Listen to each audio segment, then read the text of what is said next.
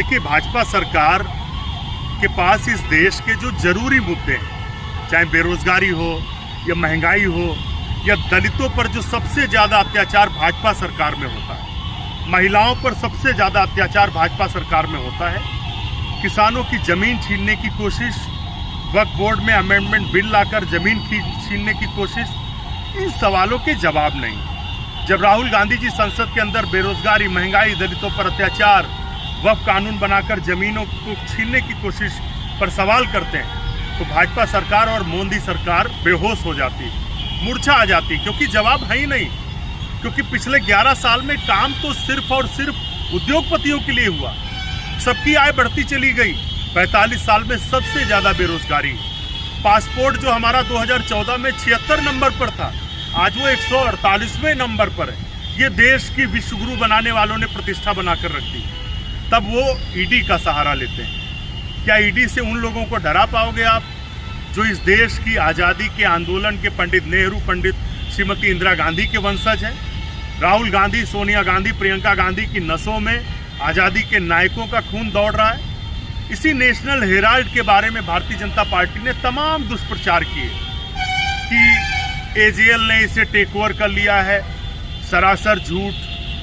National Herald का asset 5000 crore का है, सरासर झूठ। राहुल गांधी, सोनिया गांधी इससे पैसे लेते हैं, सरासर झूठ। क्योंकि जो एजेएल है वो सेक्शन 25 के तहत नॉन प्रॉफिट कंपनी है, उससे कोई भी एक ढेला नहीं ले सकता।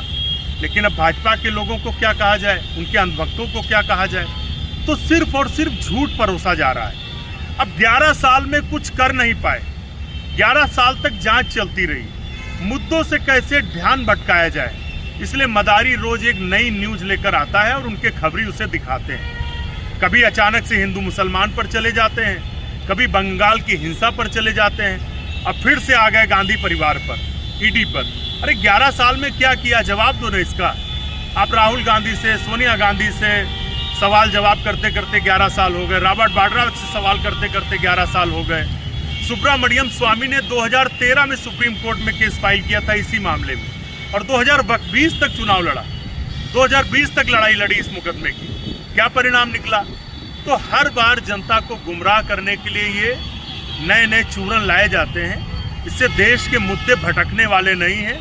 और इस ईडी सीबीआई के गीदड़ भपकी से ना तो कोई कांग्रेस का कार्यकर्ता डरेगा, न राहुल गांधी डरेंगे, न सोनिया गांधी डरेंगी, न प्रियंका गांधी डरने वाली।